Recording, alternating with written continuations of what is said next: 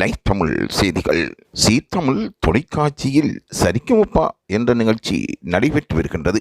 அதில் காலத்துக்கு காலம் சீனியர் மற்றும் ஜூனியர் என்று 2 பிரிவுகளாக நிகழ்ச்சிகள் ஒளிபரப்பாகின்றன.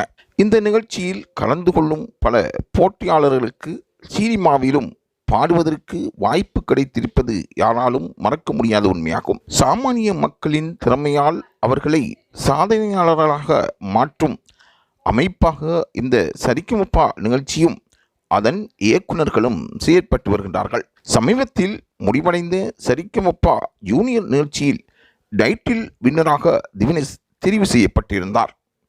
அவருக்கு அந்த ஊர் மக்களும் சரிகமப நிகழ்ச்சி ரசிகர்களும் பாராட்டுக்களை தெரிவித்திருக்கின்றார்கள்.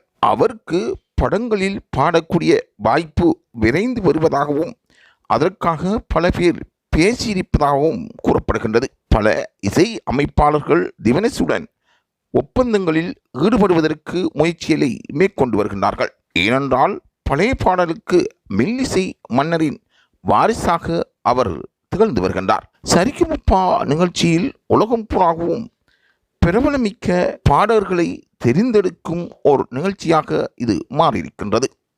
நாடு தேசம் இனத்துக்கு அப்பால் இந்த நிகழ்ச்சி புகழ்பெற்று இருப்பது வரவேற்கத்தக்கதாகும். அந்த வகையில் கடந்த காலத்தில் டைட்டில் வின்னராக தெரிவு செய்யப்பட்ட சரிகமப வின்னர் திவினேஷுக்கு எதிர்காலத்தில் கிடைக்கிருக்கின்ற வாய்ப்புக்காக லைவ் தமிழ் செய்திகள் வாழ்த்துக்களை தெரிவிக்கின்றன.